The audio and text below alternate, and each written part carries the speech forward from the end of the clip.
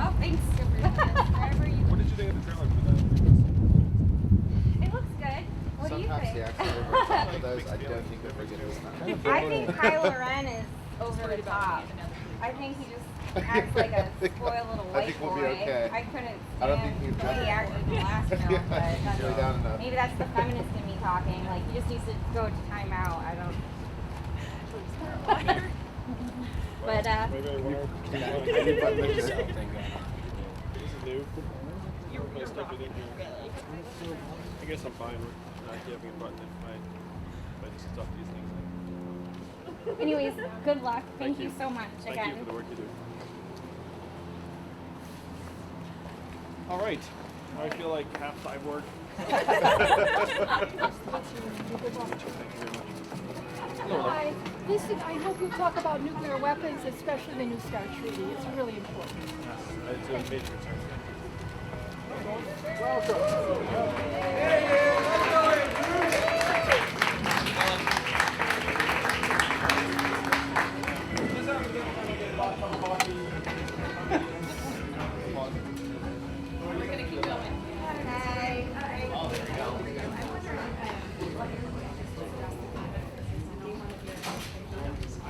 I'm happy to say I've got a 5-part plan that spans up to 8 years.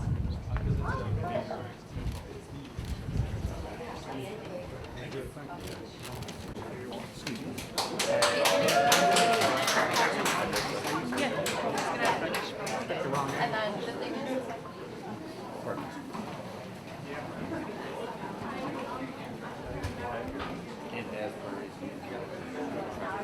And then we're gonna more mix and mingle than anything else. All right, thank you all for coming today. Also, let's give Alex and Revelstoke a round of applause for letting us commandeer this whole place. And Lindsay. I love cafes and small businesses like this. One, I mean, they make our community stronger and better, healthier, happier. And the question is, how do we create an environment where you have more small businesses opening their doors and not shutting down? I went to high school here in New Hampshire. How many of you all knew that? You didn't know that? Yes, I went to Phillips Exeter Academy. I graduated in 1992. I spoke there a number of months ago. When I was honest, I said I haven't been back since graduation because I didn't really enjoy myself here. And then the student body erupted in applause, and I was like, whoa, I guess that hasn't changed. I went to school in Rhode Island, not that far from here at Brown University, and then to law school. Practiced law for 5 unhappy months, and I then started a business that did not work out. It's one reason why I love entrepreneurs so much, because I know how hard it is. You have to work, work, work, and anytime someone asks you how it's going, what do you say? Great. It's great. So it's very isolating in its own way too. My business went great until it failed. And then, but I've been bitten by the bug. I worked at a series of other companies for 10 years, eventually became the head of an education company that became #1 in the US and was bought by a bigger company. And this was 2009. 2009 was a very tough time in a lot of the country. The financial crisis was in full bloom. How was it here in this part of New Hampshire? For those of you who were here 10, 11 years ago? Which financial crisis, really? So I thought I had some insight as to why the financial crisis had occurred, because so many of the people I'd gone to Exeter and Brown and Columbia with had headed to Wall Street and created these exotic financial instruments that had crashed the economy. So I thought, well, that's a disaster and a train wreck. So I quit my job. I started a nonprofit called Venture for America to help train young entrepreneurs to start businesses and create jobs in Detroit, Cleveland, Baltimore, St. Louis, Birmingham, and cities around the country. I did that work for 7 years, but I started to feel like my work was like pouring water into a bathtub that had a giant hole ripped in the bottom, where any job we were creating, we were losing 10 or 100 jobs because of technology and bigger economic trends. And then Donald Trump became our president in 2016. Now, if you're here today, you might not have been happy about that result. For me, it was a giant red flag. It said that tens of millions of our fellow citizens were so desperate they thought taking a bet on the narcissist reality TV star was the right way to go. And we all have family, friends, and neighbors who are very excited about Donald Trump becoming president. If you turned on cable news, you would think he's our president today because of some combination of Russia, racism, the FBI, Facebook, Hillary Clinton, and emails. But I'm a numbers guy, and the numbers tell a very clear and distinct story. I believe the reason why he's our president today is this. we automated away 4 million manufacturing jobs in Michigan, Ohio, Pennsylvania, Wisconsin, Missouri, and Iowa, all of the swing states that Donald Trump needed to win and did win. New Hampshire lost 30,000 manufacturing jobs over the last number of years, and that's hit the northern part of the state particularly hard. It happened a little bit earlier here than it happened in the Midwest, but now it's ripped through the Midwest and it's shifting to other parts of the economy. How many of you have noticed stores closing around where you live here in New Hampshire? And why are those stores closing? Amazon, that's right. Amazon soaking up $20 billion in business every single year. How much did Amazon pay in taxes last year? Zero. Zero. That is your math, New Hampshire. 20 billion out, zero back. The most common job in most of the country is a retail clerk. The average retail clerk is a 39-year-old woman making between $9 and $10 an hour. What is her next move going to be when the store or mall closes? No one knows. When you call a customer service line at a big company and you get the software or bot, I'm sure you do the same thing I do. You dial 000, human, and you try and get someone on the line, right? We all do it. In 2 or 3 short years, the software is going to sound like this. Hey, Andrew, how's it going? What can I do for you? It'll be fast, seamless, a little bit seductive, perhaps. What is that going to mean for the 2.5 million Americans who work in call centers right now, making $14 an hour? I asked 70 CEOs in New York City, I said, how many of you are looking at replacing your back office workers with software and AI? Guess how many hands went up out of 70? All 70. The truth is you could fire that CEO if he was not trying to replace those workers with that software.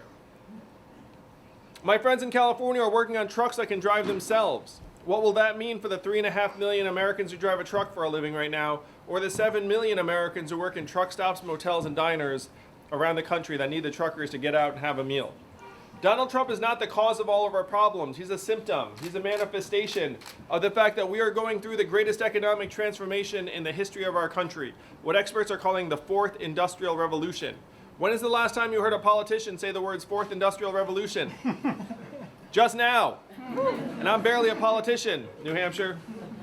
My first move was not to run for president. I went to Washington, D.C., and I asked them, what are we going to do about the fact that we're blaming immigrants for something immigrants have nothing to do with, and that the economy is transforming in these fundamental ways? What do you think the folks in Washington, D.C. said to me when I said, what are we going to do? The 3 answers I got were, number 1, we cannot talk about that. Number 2, we should study that further.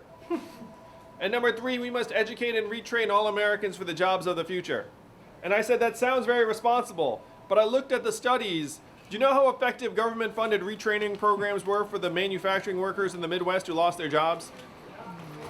0 to 15%. They're a total failure. Half of the manufacturing workers who lost their jobs in the Midwest left the workforce and never worked again. And then of that group, half filed for disability. You then saw surges in suicides and drug overdoses in those communities to the point that our life expectancy as a country has declined for 3 straight years. You know the last time American life expectancy declined 3 years in a row? The Spanish flu of 1918. You have to go back 100 years to a global pandemic that killed millions to find a period in American history where life expectancy declined for 3 straight years. We are there again now because of suicides and drug overdoses.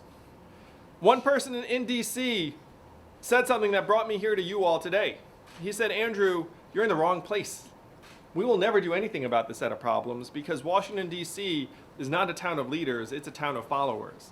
And the only way we will do anything is if you create a wave in other parts of the country and bring that wave crashing down on our heads. And I said, challenge accepted. I'll be back. And that is why I'm here with you all today. I stand with you today. I'm either 4th, 5th, or 6th in recent national polls. My campaign just raised $10 million in the 3rd quarter in increments of only $30 each.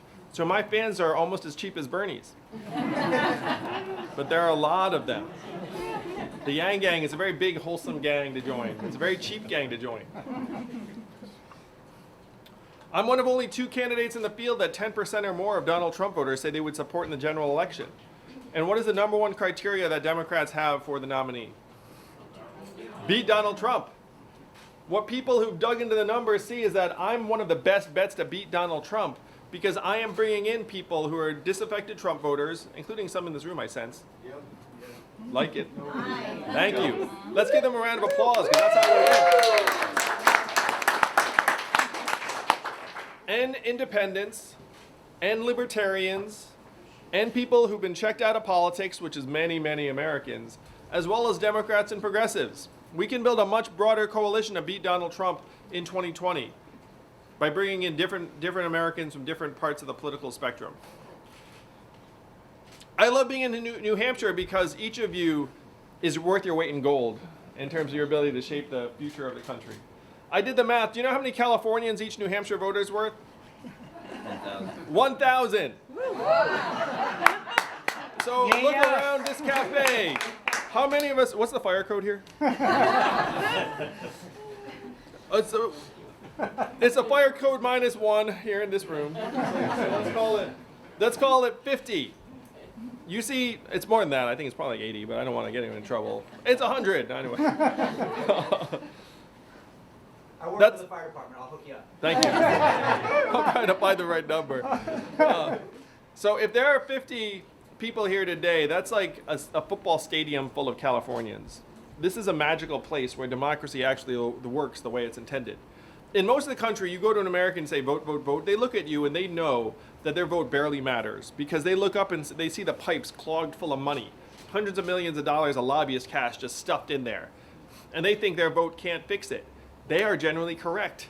Their vote cannot fix it, but your vote can. That is the magic of this place. You get enough people here in New Hampshire together to present a new vision to the country. That vision then becomes reality like this. You all can shape the course of history. It's why I'm not the first presidential candidate you all have seen. You know, we all come here asking for your vote because you all have superpowers when it comes to changing the course of American history. So what are you going to do with that power? What is the vision we need to present to the rest of the country? If you've heard anything about me in the campaign, you've heard this. There's an Asian man running for president who wants to give everyone $1,000 a month. Remember that? The first time you heard that? Nothing like the first time. The first time you heard it, it sounded like a gimmick, it sounded like a joke, it sounded like it would never happen. But this is not my idea. Thomas Paine was for it at the founding of the country, called it the citizen's dividend.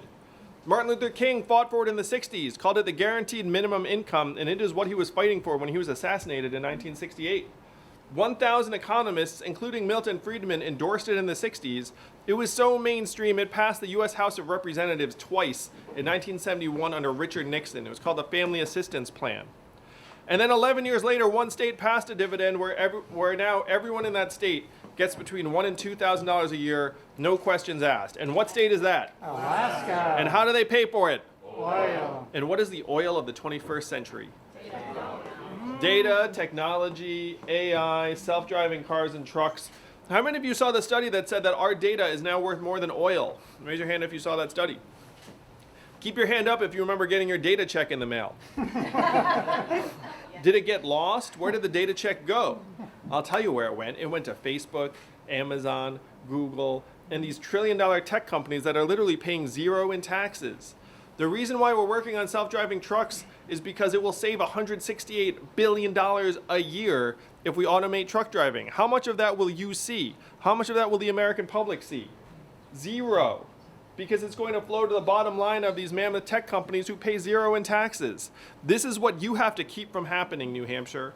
You have to say, look, we get it. We see what the realities of the 21st century economy are, and we want to make it work for everyone. So after I'm president, thanks to you all, and this $1,000 a month dividend comes into your hands, how will you spend it in real life? Where will it go? Mortgage. Mortgage, yes. Childcare. Childcare. New business. New businesses. Maybe you'll come by Revelstoke and splurge a little more often. How much of it would stay right here in New Hampshire?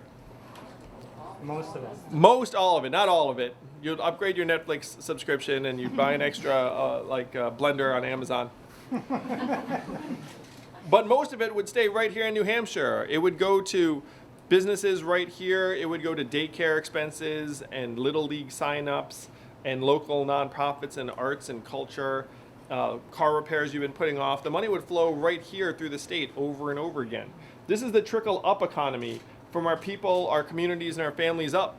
And unlike everything else out of Washington, this would actually work because it puts the decision-making and the economic buying power into our hands, where it would make us stronger, healthier, less stressed out, would improve our relationships, would improve our capacity to do the kind of work that we want to do. It would also recognize the kind of work that my wife does every day. She's at home with our 2 boys, one of whom is autistic. What is her work included at in GDP right now? 0, and that's nonsense. GDP is at record highs in this country right now, also at record highs. Stress, suicides, drug overdoses, student loan debt, financial insecurity. Again, right now, GDP is going in one direction and life expectancy is going in the other. Which do we listen to? What we need to do is we need to line up our measurements with how we are doing and start measuring our economic progress through childhood success rates, mental health and freedom from substance abuse. How about clean air and clean water? Income and affordability. If we change the measurements, then we'd see the reality of the problems on the ground and start making real progress. As your president, I will show the real measurements every year at the State of the Union. I'll be the first president to use a PowerPoint deck at the State of the Union. For those of you who are applauding, you definitely should join the Yang Gang. Because if that's an appealing vision, I think I'm your guy. This is the vision we can take to the rest of the country very, very quickly of a 21st century economy that actually works for us, that makes us stronger instead of serving the bottom line of these corporate masters. You all have the power, only you. If this does not come out of New Hampshire, it dies. And then we have 4 more years of the stores and malls closing, of the AI getting smarter, of the self-driving trucks hitting the highway. We cannot let this happen. Donald Trump's our president today because he got some of the problems right. He went around saying he was going to make America great again, and what was Hillary Clinton's response? America is already great. Remember that? That did not work. We need to acknowledge the severity and depth of our problems, but then present real solutions. Donald Trump's solutions were the opposite of what we need. What were they? We're going to build a wall. We're going to turn the clock back. We're going to bring the oil jobs back. We have to do the opposite of these things. We have to turn the clock forward. We have to accelerate our economy and society as quickly as possible. We have to evolve in the way we think about work and value. And I'm the ideal candidate for that job, New Hampshire, because the opposite of Donald Trump is an Asian man who likes math. Thank you very much. Let's make America think harder and win the whole thing in 2020. It's not left, it's not right, it's forward, and that is where we're going to go together. Thank you all very much. Thank you. I'm going to take some questions. It's going to be her because she actually, her and then you. So we're going to go this way first. Wait, oh my gosh, I'm so dirty. I don't really have a question. Well, I have so many questions actually. But first, I just wanted to thank you for just your campaign. Wait, I'm getting emotional. Give me a hug. That didn't help. So, play around and find the environment that works for me. It actually all started in the beginning of the year. I got fired for the first time, and that was so dangerous for me because then I didn't fear getting fired anymore. So it was very easy for me to leave and jump jobs. So I usually do waitressing on the weekends because that's where the money is, and then something like some type of front desk to fill the other time for consistent hours. And so what I found is 1 job is not enough, and 2 is too much. I love how you are humanity first. When you spoke on opioids, well, we all know someone who at least knows someone who's overdosed, but it hasn't really personally hit me like that. But when you spoke on it, it hit me because I knew that you truly believe when you say humanity first. I also admire whenever anybody says a policy to you and questions you and tries to corner you, you have the exact right response, and they can't say anything to you without looking like a jerk because you're like, well, I care about humans, so Thank you so much for this. Yeah. I'd love to speak to some of the things that you're describing. Yes. I'm also the Yang Gang is so strong, you guys. I've gone a little viral on Twitter lately, so I know why Donald Trump loves it so much, and I just have so much faith in this campaign. I want to do everything I can to help. Well, thank you. But I don't know how, and No, I'd love to speak to some of these issues because what you're describing is so across the board. It's not just you. Yeah, and I know, and I consider myself fortunate. When you speak on UBI, I know what it can do for me, and I just imagine what it can do for people who are less fortunate than me. So right now the college completion rate over 6 years in America is 59%. So what she's describing in terms of starting college and not finishing is true for 41% of the people who start college. We are overprescribing college at record levels in this country. And I'm sure your school did not forgive your tuition or student loan payments just because you didn't get a degree, right? Yeah, no, not at all. Like, it's wasted money. Yeah, and so imagine that having the debt and not the degree, there are millions of Americans who are in that boat, in large part because we have overprescribed college at record levels, and all it's done really is depress the completion rate. Yeah, I feel like the young generation that I represent, we're like, we are all like pretty hopeless. We've been told that that we're not valued unless we've got like this 9-to-5 job. Yeah, no, it's true. It's like our young people are being told college, college, college. It's not for everyone. You go there, and we've made college 2.5 times more expensive over the years, and it has not gotten 2.5 times better. Certainly, the results have not gotten 2.5 times better. So your story, what was your name? Molly. So Molly's story is very, very normal, and we have to make adjustments for our young people in particular. I'm a parent. How many of you all are parents? Now, we have to leave a country we're still proud of for our kids. The American dream is dying by the numbers. If you were born in the 1940s, I don't know if anyone resembles the 40s. Here we go. If you were born in the 40s. There are a few of us. That's great. Thank you for being here. If you were born in the 1940s, the odds of your having a better income than your parents, 93%. That's the American dream. You're going to do better than your parents. You're born in the 1990s. Raise your hand if you're born in the 90s. You're down to a 50-50 shot, and the number's going down. So we're leaving a shambles for our young people, and in many ways we're sticking them with the bill. We're saying, hey, climate change, here's the bill. College 2.5 times more expensive, here's the bill. Like dysfunction in government, here's the bill. We have to do better by them. And that involves not just overselling college. We have to say, look, everyone who's in America deserves a chance at a real stake in the 21st century economy. Let's have a dividend of $1,000 a month for every 18-year-old. Teach them financial literacy at the high school level. It is impossible to teach financial literacy if you do not have money. Really, and reflect on that for a moment. I learned financial literacy and I studied economics, and I still didn't understand any of it until I actually had some money down the road. So for high schoolers to understand financial literacy, you need to actually make it real for them, and the best way to make it real for them is by having a dividend in place. And then if you choose to go to college, you'll be partially paid for, but if you decide to go to vocational or apprenticeship, it's largely paid for. 6% of American high school students are in technical, vocational, or apprenticeship tracks. In Germany, that percentage is 59%. Think about that gulf. 6% in the US, 59% in Germany. And there are millions of unfilled jobs that could be filled with the proper training. So we need to destigmatize technical and vocational and apprenticeship, stop overselling college, get the cost of college down to reasonable levels so we don't have $1.6 trillion in student loan debt. If you do have student loan debt, we should forgive a lot of it. Because for our young people, we have a choice. Do we want them living in their parents' basement, paying off loans for years, or do we want them starting families, starting businesses, buying homes, and doing all the things that move us forward? It's a very clear choice to me. You all remember voting for the $4 trillion bailout of Wall Street in 2008, 2009? No, of course not. We never voted for that. We chose our banks instead of our people. We have the same choice again. Here, we should choose our people this time. Thank you very much for the question. Sir, in the neon.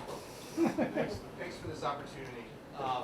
So in the past, weather balloons, geese, satellite launches have been mistaken for an incoming nuclear attack, and yet we maintain our entire nuclear arsenal on hair trigger alert, which essentially means that we can launch them in less than 10 minutes. Yep. Now the greater arms control community suggests that we should remove the hair trigger alert because it will actually make the world safer. I'm curious what your position as president would be on maintaining our arsenal on hair trigger alert. I may be one of the only candidates who's already come out for the fact that we need more layers than a hair trigger alert to keep us all safer. And I talked to someone who's actually in the chain that's supposed to launch the nuclear weapons, and I asked him, hey, are there any fail-safes? Do you check? And he was like, no. The emphasis is speed. If I'm told to do my step in the chain, I just do it immediately. And I said, that's not great. So we should be bringing down the hair trigger timing. The check that I've suggested is that you need, at a minimum, a second layer of approval from someone who's not the president in order to even start going down this chain. Because the fact is, it's just too much power for any one human. You should have someone else in the administration who has to co-sign on it, whether it be the chief of staff or the vice president. And this, frankly, keeps it from being something that's in the subject of just like lone human irrationality.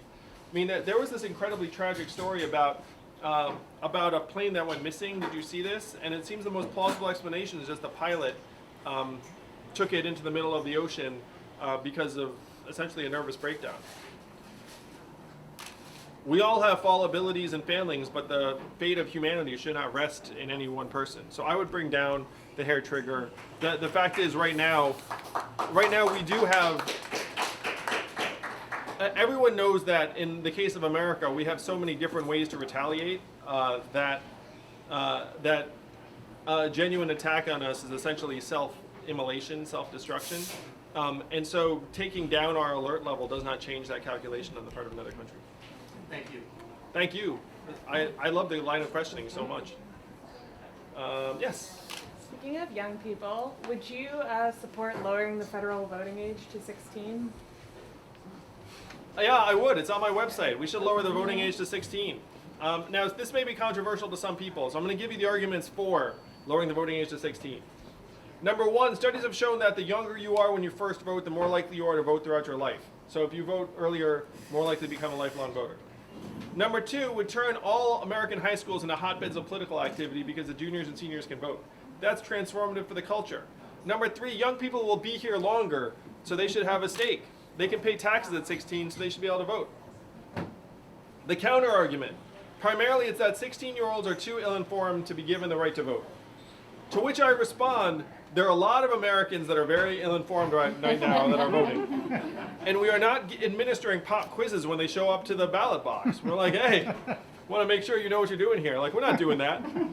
So if we're not doing that for voters of any age, why are we having the standard for 16-year-olds? The benefits far outweigh any drawbacks. 16-year-olds should be able to vote. I think it would be very, very positive for the country.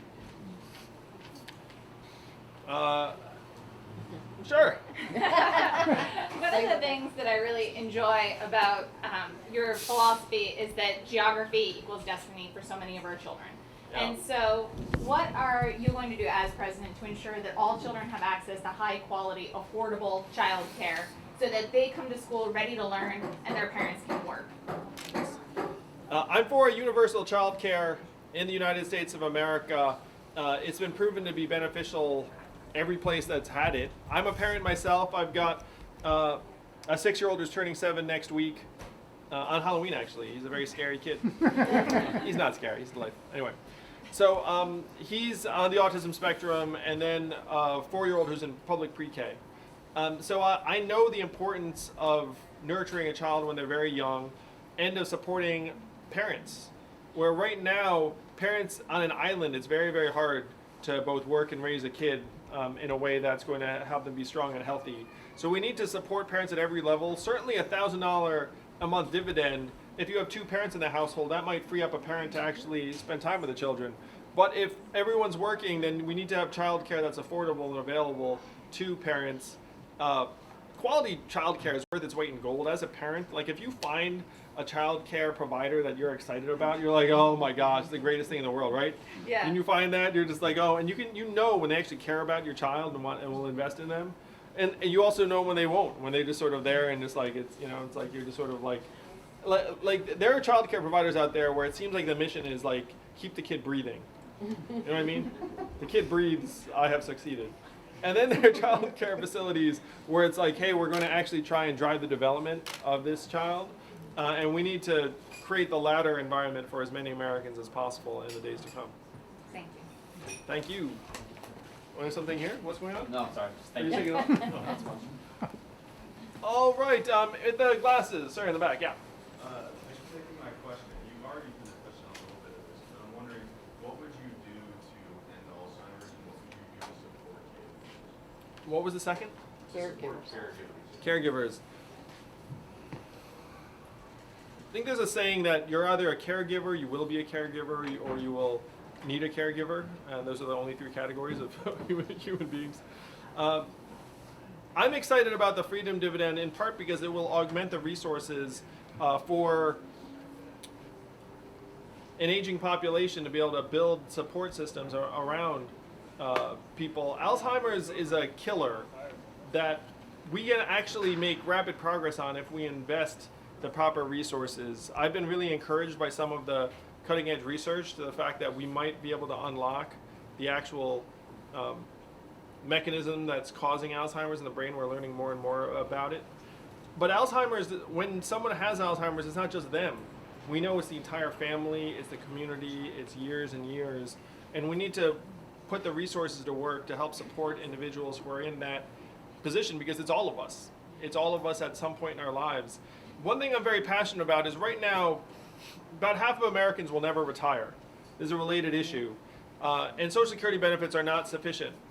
So do we want to live in a country where people are working till the day they die? When you come into a convenience store, it's going to be a senior citizen working there to try and make ends meet?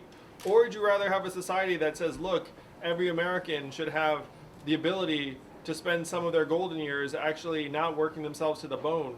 To me, it's a very easy choice. If you have a freedom dividend that stacks on top of Social Security, which is what the freedom dividend does, that's a game changer. And then that also amplifies the level of resources to support people who are suffering with Alzheimer's and their caregivers and family members. But I'm very optimistic about some of the research I've seen. Yes, Miss. Me? Yeah. Awesome. Thank you for taking my question. No problem. So my question is, what steps do you plan to take in the first 100 days in office to combat the climate crisis? How many of you are worried about climate change? Yeah. If you don't have your hand up, you really should. So you might have seen me stake out the new 3rd position on climate change in American politics. Position number 1, climate change is the problem we need to fight. Position number 2, it's a hoax, we don't need to worry about it.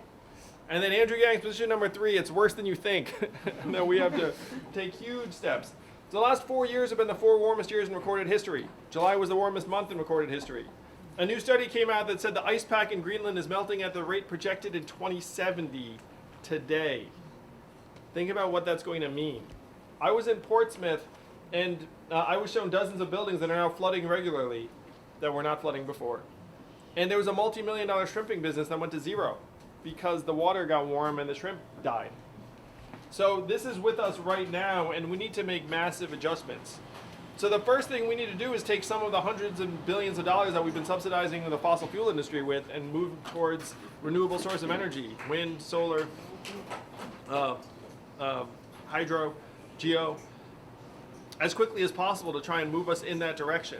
The hard reality is that America is only 15% of global emissions. So even if we were to get everything right, the Earth probably keeps warming at a fairly constant pace.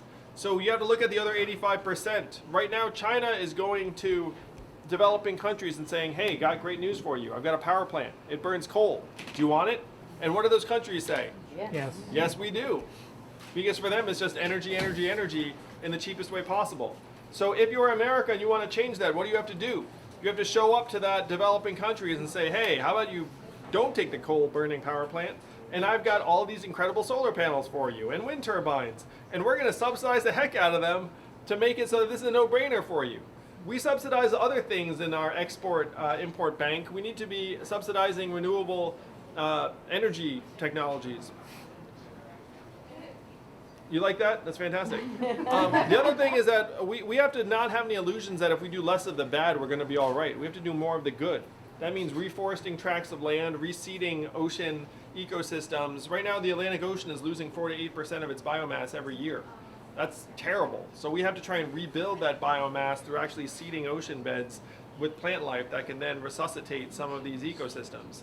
We need to invest hundreds of billions of dollars in making our communities stronger and more resilient. When there's a natural disaster in a community, who suffers the most?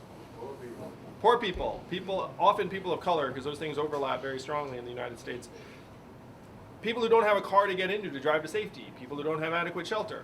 So $1,000 a month helps us all become more resilient, and then we have to invest billions of dollars to actually protect our communities. This part of the plan is called Move People to Higher Ground, which is a metaphor. It's not literal, but it's also literal. We actually relocated a town in Louisiana already because it was uninhabitable. There are climate refugees in the United States of America right now, and we need to start protecting ourselves and our communities. And the fifth thing is I would pass a constitutional amendment that says safeguarding the environment is a responsibility of the government for generations to come.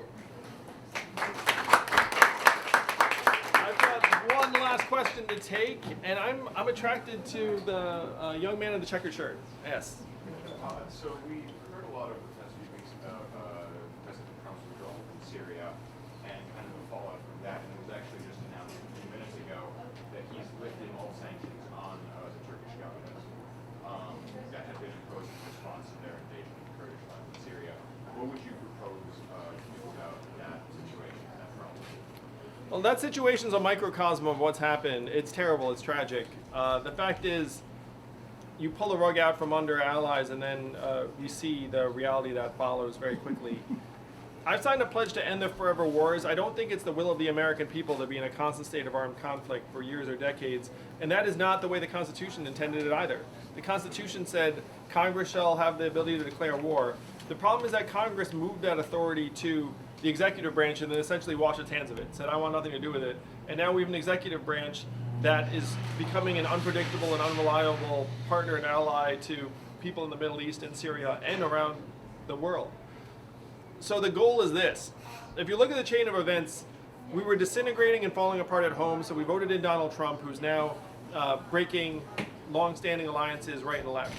We have to rebuild ourselves at home so that we can project a more reliable and steady foreign policy, let our allies know if we make a commitment, we're good for it.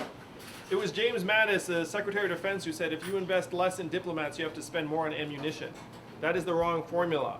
We have to invest more in diplomats and spend less on ammunition, and that would be my priority as Commander-in-Chief. I think that was my last question because I'm going to choose selfies, and I have a feeling that might be a popular choice. But if you have any question for me individually, please ask it of me when we have some time together. I just want to thank you all and thank Alex and Lindsay again for all the 2020. Let's make some history together. People. I do. I'm Steph, S-T-E-F, and this is Andrew. That is. Look at that. Do you want to try to sneak out now? Hey, so can we actually create like... I must be serious, even on New Hampshire stand. You are, Steph. Thank you. So I signed there. You can sort of see. Hey guys, You, Steph. Great you to see can you just again. have your phone available and we'll... I need Thank you for the question.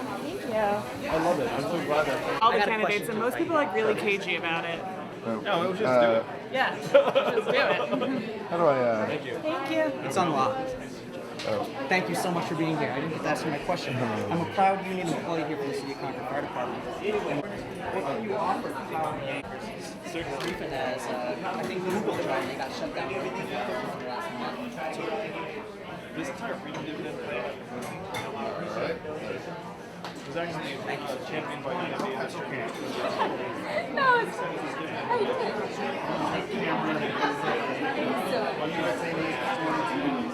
Yeah. It's too hard to be like, well, we can actually strike. Thank you very much.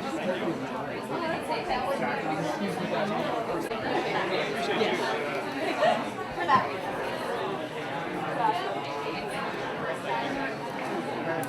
Hello. Hello. Thank you. Us 40s, when the 40s people loved you. I would never believe it. One, two. One more. I told you, when I had that 12-year-old football. Thank you so much.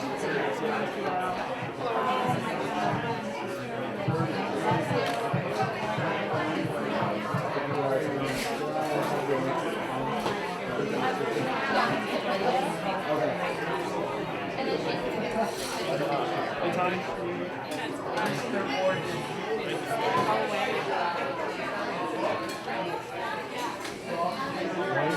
two, three.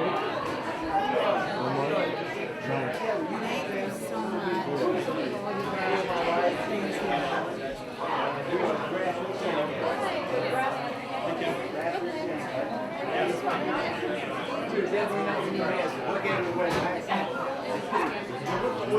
To me, humans are universal rights.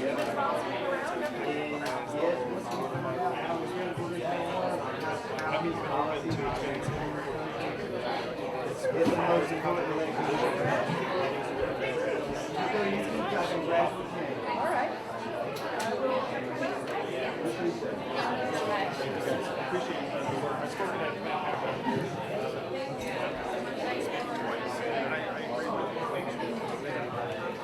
Yeah, we had a conversation with them in September, and I really appreciated what you had to say. I hold on tight with families nowadays, so you'll be surprised. Yes. Yes, and so, you know, I have a son who's graduated from law school and you work like 5 months, doesn't like it. I have a rogues gallery of just about every Sometimes campus. I still tell people This has been fun. he's a lawyer. Sometimes their parents. Same with my parents, that's right. Yeah. Thank you. Thank you very much. Hi, I'm Debbie DePeister. Thank you so much for being here and for answering all these questions. And thank you. You've got me very interested. I really appreciate it. Yeah, well, it's sincere. Thank you. 1, 3, 1, 2, 3. Nice. If you have an interest, I think we have copies of my book around that you might go Lansing and Yes, issues. Yeah. Just grab a copy and I'm happy to sign it. Oh, you have copies around here Yeah, for yeah. sale, right? No, for like take it. Oh, really? Because we're in the magical land of New Hampshire, and if one person I would love to digs in. because I would love to do that. And if I can Eric, do you have a copy of my book for Debbie? I will this one? At the bottom of Go over there for a second and I'll try and buy it. Look, thank you for waiting. So that was at the bottom. I appreciate you for being here and answering all these questions and spending the time. It's really important. Thanks so much. So he said he was going to sign this, so I need it. These issues are really important to us. Sorry. So I'm happy that you're willing to answer at length with these. But yeah, 3, 1, 2. Head and camera. Thank you, Debbie. I'm really wondering though if you can like start hearing more candidates talking about this because it is the other existential question. I like it. I like it. Thank you very much. I'll be I hope it watching smells you. like it sounds. Close enough. Whatever. Yeah, I mean it's just other than Tulsa, really nobody else is talking about this on their own, and we're really hoping that with your run that you can maybe I'll talk about the issue. I'm aligned with Tulsi on this. And Thank you. and my girlfriend Nice work. Yeah, so. Did you like it? Yeah, she likes it. Thank you. Thank you, brother. Thank you so much for coming. What are you doing? 1, 3, 1, 2, 3. Nice. Yeah, it's an awful mess, man. Trying to repair the arm is gonna be. Yeah, it is. It's terrible. First things first, beat the man, and then try and fix his face. Yeah. Pleasure meeting you. 1, 3, 1, 2, 3. I have one more thing. Would you be willing to sign my math syllabus? Very much so. Your preparedness, though, is very impressive. Thank you. Yeah, study some math, man. Hey man, what's going on? Let's see. You too. I'm signing some stuff.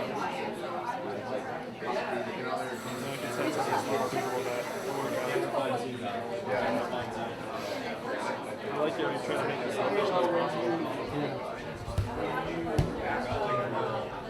Look at that.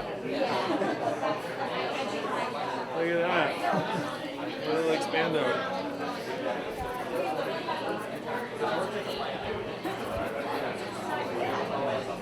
Some fun signing.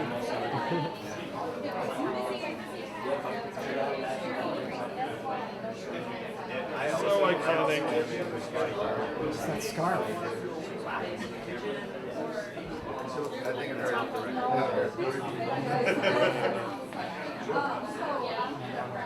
that. Thank you. Thank you. Come on. Nice waiting. Gio, I'm policy director for the Young Guns. Really? Yeah. 1, 3, 1, 2, 3. Nice. How am I doing among the young people? Pretty good, pretty good. Yes.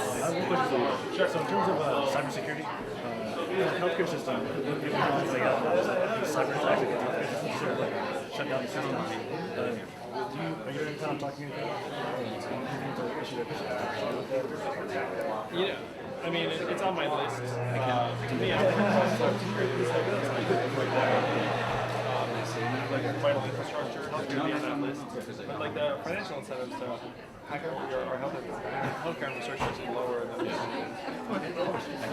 Thank you, man. But it's a major concern. It's on my list of like top 5 threats. Thank you. Nice to meet you, Mr. Yang. How you doing? Yang Gang. Yes. Dude, the Celtics season. 1, 3, 1, 2, 3. Thank you. Yeah, I really appreciate it. How much is it you used to get a book? It's free. This one? Yeah, that's what you do. Ingenuity by myself. Where are they giving all the books? I think they probably came from that side. I think. Okay. Yeah, let's I really appreciate people with AIDS going on. We still run a fun camp. Awesome. I feel like there's a lot of hatefulness going on. Yeah, you still the dance, and I really like it. So I. Thank you. Yeah.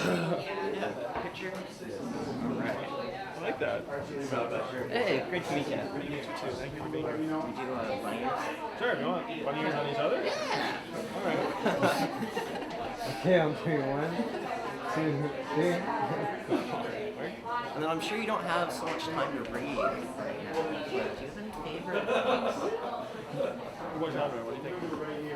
Oh man, like non-fiction. I read AI Superpowers by Guy Lee. They got a lot of it.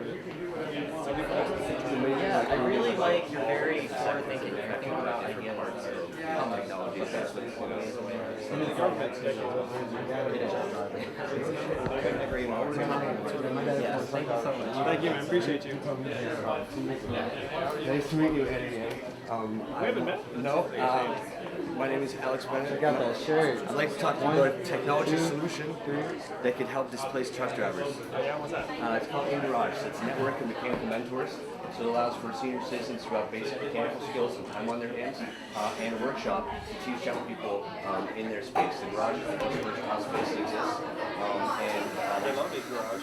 Yeah, basically the deal is that also if you give people, as you wrote about in your book, telling displaced truck drivers, that they need to learn how to code, that's not practical for them because that's not what they're about, that's not their identity. And teaching how to build a bird feeder, how to do all these really basic mechanical classes as part of our curriculum, that's what we're all about in Garage. Awesome, man. And, Garage. I'll check it out.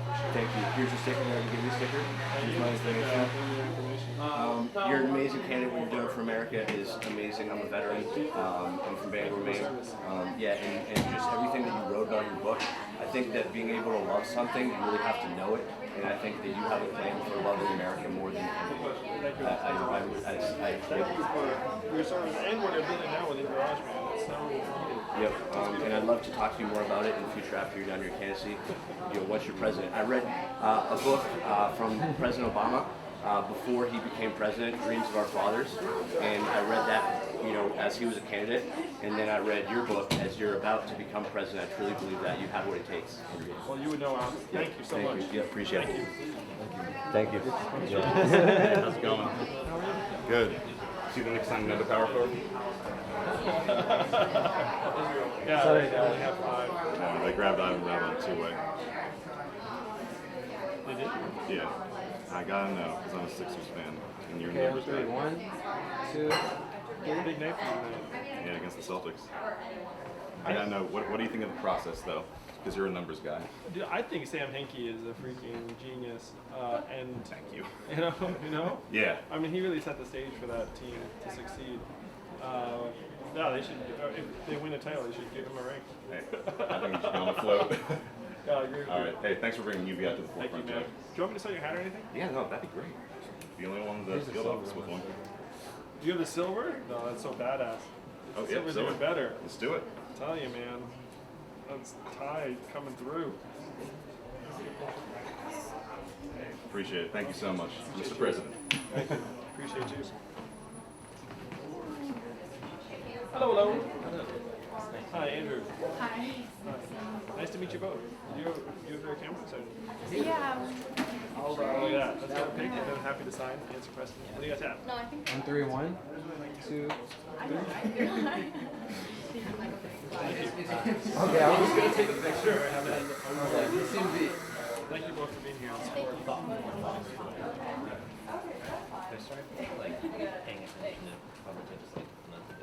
Didn't take me too long to find you. I'm glad we're findable. That makes me very happy.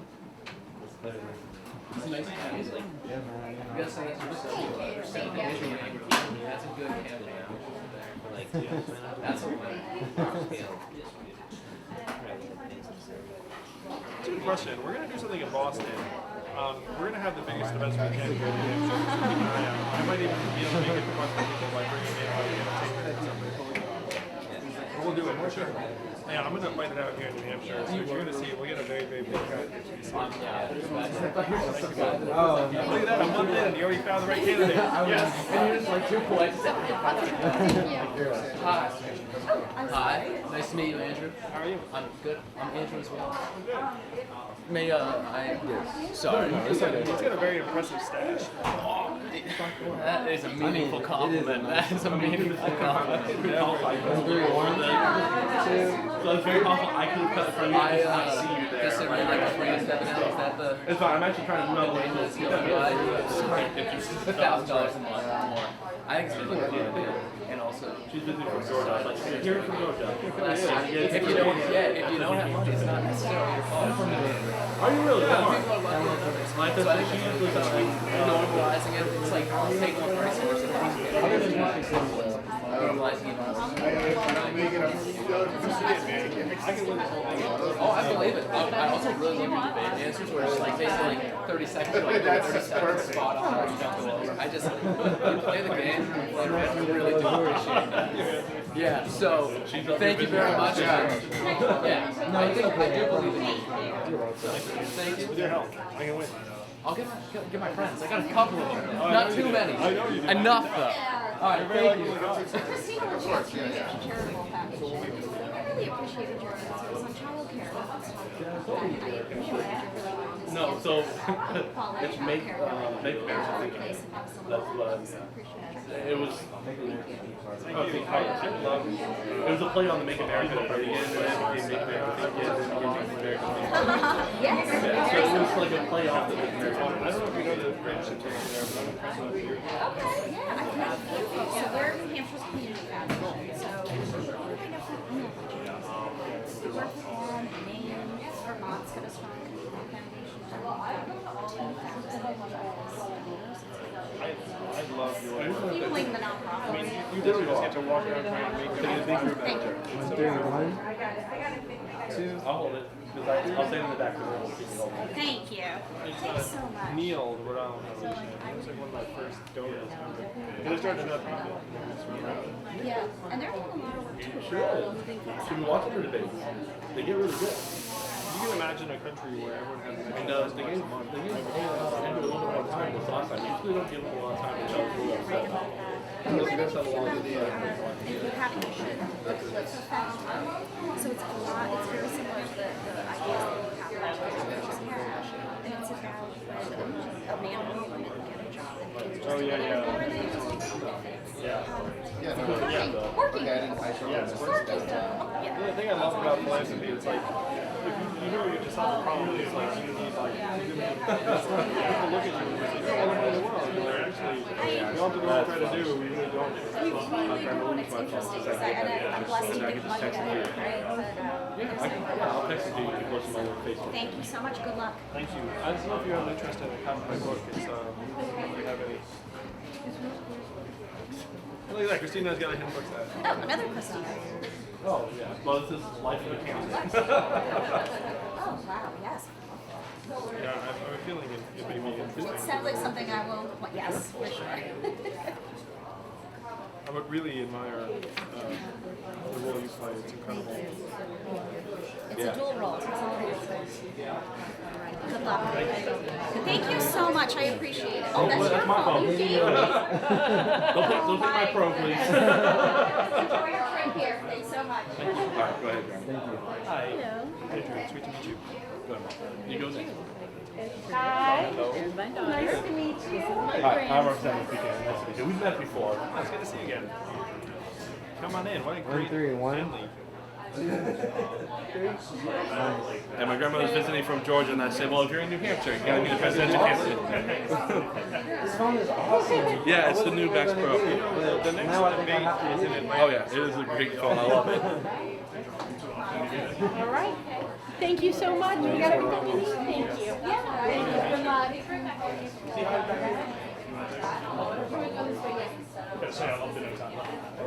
Yeah, sort of trend, right? Move out the back. 131, 2, 3.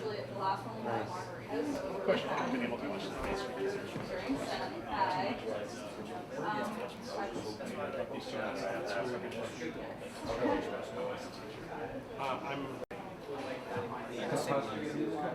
I'm essentially like a Democrat where I lose one thing, so I'm actually against active shooter drills. To me, they are clearly negative for the mental health. Yeah, we deal with it for 3 days later. yeah, and I am unconvinced that it's actually saving lives at market. So it's like, what are we subjecting our kids to? So I'm pro gun safety at every level. I also want to do things like try and upgrade people's guns free of charge that only they can buy signatures technically possible. I think it's a suite of factors that are taking violence, so I want to try and get together, but I also want to work with mental health in schools. Well, I'm not an introvert or from Maine down here for work, but definitely for one more. Thank you, man. I'm told that the Mainers like me. Do you not sign that? No. I need to campaign more in Maine. I was going to say we're so late in the primary, so... Yeah, on the other hand, you're constantly... We come down this way. Good to see you. Back with the book. Good thing, man. I'm also asking a question. Yeah, fire away. So there is an organized effort to boycott Israel led by people who think Israel has no right to exist at all. They apparently believe we should not use Israeli technology like flash drives, medicine to treat Parkinson's and multiple sclerosis, or ways. If the boycotters had their way, we wouldn't even use iPhones because the chip that runs them comes from Apple's Israel facility, which is run by Israeli Arab. Do you support or oppose these boycotts of Israel? I think America and Israel have a long historic relationship. I would be against boycotting Israeli companies. We're partners. There's no reason to support that sort of thing. Thank you very much. Thank you. Thank you. All right. Thank you so much. Thank you. Hi. I know you've been on your feet a long time, and I appreciate that. My day's just begun. I know. That's the bad news about it. You know, her problem with the tuition? Yeah. I'd like to tell you a solution. Remember when I went to college, you could go spend $30,000 total to get a job. Guaranteed. College used to brag that everybody who graduated got a job. And you got paid more than what you spent on the college. Yeah, that's the way it used to work. That's Exactly. what people think it works. So remember when Trump got sued because he didn't deliver on his promises with Trump University?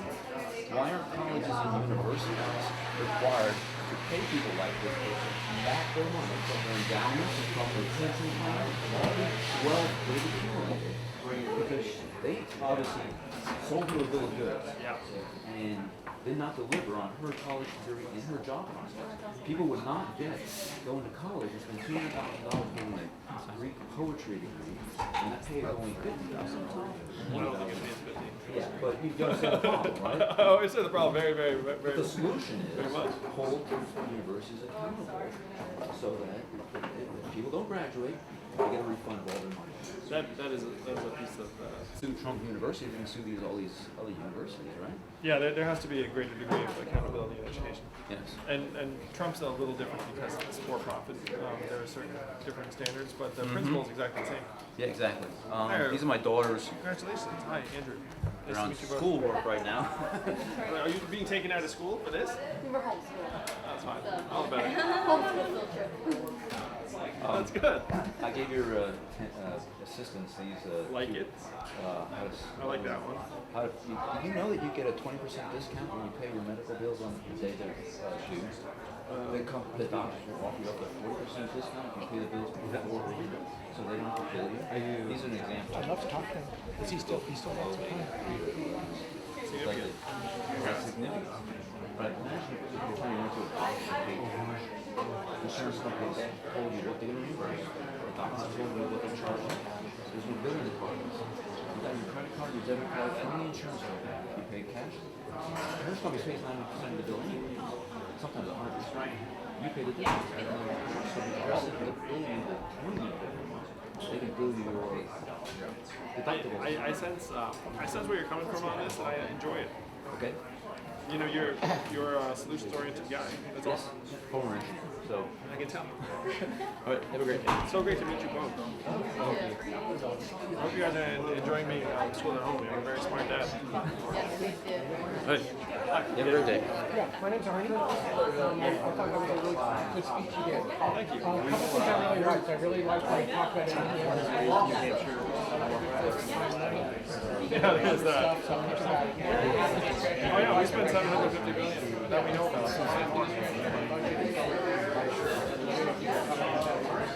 And I really liked it when you talked about Trump as a symptom, not as a positive. Yes. I mean, it's easier when it exists.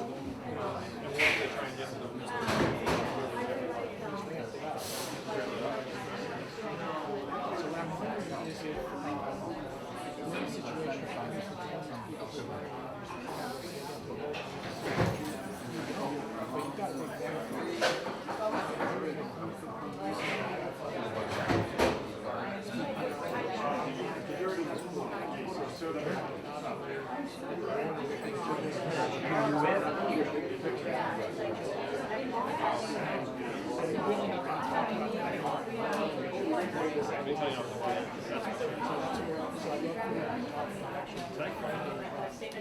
I would be fun to why we're paying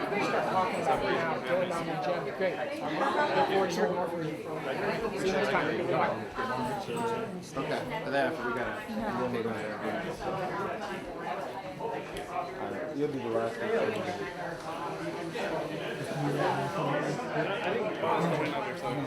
That's very cool. Hey man, just wait for a picture. Thank you, I appreciate you coming. 131, 2, 3. Good luck. I spent a lot of time around. Oh wow. Not just Holland, I was there for summer. I did too. Yeah, that would be fun. I don't see you. Alright. I think that would be a really fun body. Yeah, definitely. Enjoyed a lot of what you had to say. Okay, we have an interview for us. What's up, Mom? Are you still I'm doing an interview and then I'll probably be leaving. I'm like Loki stalking you all day, like we signed up for all the events, so Cool. I'm so glad. but I still want to talk to you. Like I got my emotions out of the way so I can like get straightforward to you. Thank you. I'm glad we'll see you. We'll make sure and connect. 100%. She's a volunteer. Yeah, I know it. Thank you for the.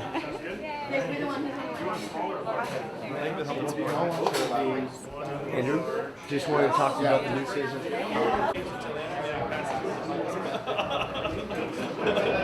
And anyone watching the race knows that we've already in our campaign. Well, every poll shows that the vast majority of voters are just tuning in now and the candidate. And so we can grow and grow just as Americans are tuning in. But we raised $10 million in the last quarter in increments of only $30. It's a very, very strong level of support. And it's going to put us in position to compete for the whole thing. So we post videos of every single interview I do, and I can tell you that no one hits. And I guess I also I can explain passion that line. And did you expect that to happen? Well, they say necessity is the mother of invention. And the fact is, when I launched the campaign, it sounded like, hey, well, who's there? So I was talking to voters directly on podcasts and YouTube, and so our following has grown from there.